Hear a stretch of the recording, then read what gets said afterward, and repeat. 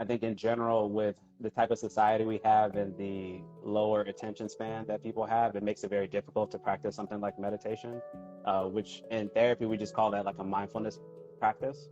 It's just something that helps you be focused on your present. But I'm a believer in you can do it in a lot of different places. It just depends on if you're giving yourself the time necessary to really just kind of decompress and be focused on maybe your breathing or your surroundings or what have you.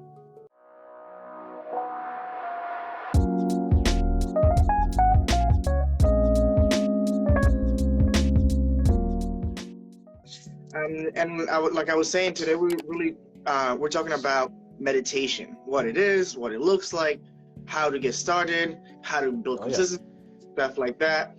So let's jump right in. Let me ask you, what's your experience with meditation? Have you tried meditation? Do you recommend it? And yeah. Yeah, absolutely. Thank you for having me as always. I've had a pretty good experience, I would say, overall. I know for a lot of people, it can be a bit challenging trying to start. I think from a lot of different reasons. I think in general, with the type of society we have and the lower attention span that people have, it makes it very difficult to practice something like meditation, which in therapy, we just call that like a mindfulness practice. It's just something that helps you be focused on your present. And so sometimes people have I think, general idea that you have to be sitting in a certain position or you need to be laid down or what have you. But I'm a believer in you can do it in a lot of different places. It just depends on if you're giving yourself the time necessary to really just kind of decompress and be focused on maybe your breathing or your surroundings or what have you. But to go more into detail about like how I got started, it actually started for me more or less when I was in grad school studying to be a therapist. And I had some other professionals and teachers who were telling me and recommending to a lot of the students to try something like that.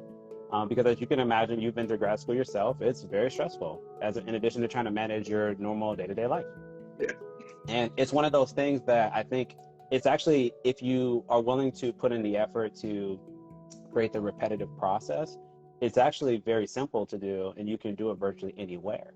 One of the greatest tools I have, and I use it, and I had other clients that I've had over time experiment as well, is this app called Insight Timer. I don't know if you've ever heard of it. Okay. So Put me essentially on. Right. Okay. So it's, I'm a Android person, but I know it's on iOS as well. But essentially what it is it's a repertoire of different meditations. So you have specific ones that are just the traditional sit there, you set the timer for however long you want to be present for, and then, a gong can go off or whatever sound you want for that period of time, and then it goes off again. For a lot of people I know in the beginning, it's very difficult for them to do that because just sitting still for 10 minutes, I've been reported back to me that it feels like it's hours. So I don't necessarily recommend people start that way because I think it's kind of hard. And even me, it was a little challenging when I first did it that way. What's cool about Insight Timer is that, and by the way, this is not sponsored, this is just something I've used before. They have a lot of guided meditations, which I actually really like. I think guided is a good way to go. That's kind of how I got started when I was in school. Actually, we were in a class and the teacher made us sit for like 15 minutes, like to start the class, just to kind of like, hey, whatever you had going on at work, at home, before you come to class, so we can use your brain, we're going to hone in right now. And we would do that. And so that's been one of those great resources I've had. It's free. People usually like that. So it's a good resource. You can have it on your phone. You can use it anywhere. But again, the guided ones, really, really helpful because then you can focus on listening to people. For those of you that like podcasts or music or what have you, you can focus on listening to somebody's voice. And I take it a step further. When I have clients who are struggling with like particular emotions overwhelming them, you can actually listen, to guided meditations on a particular emotion. So if you're trying to overcome anxiety, they have guided meditations called Overcoming Anxiety. Ooh. Or dealing with depression, things like that. Now, I'm not saying it's like a cure by any means, but it's trying to help you tackle the heart of what maybe that negative emotion is that you're struggling with.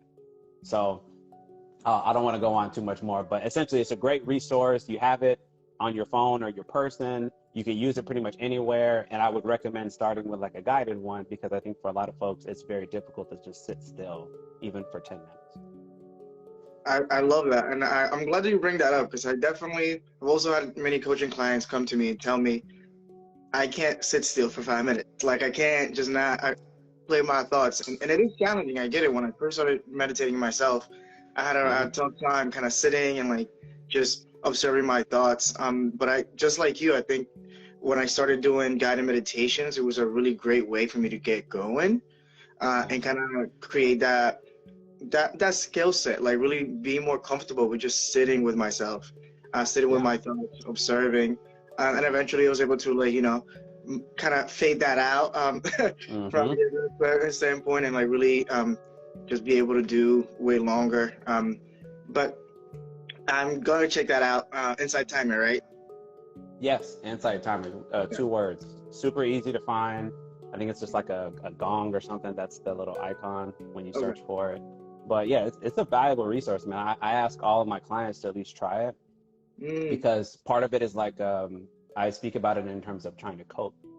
And it's one of those skills.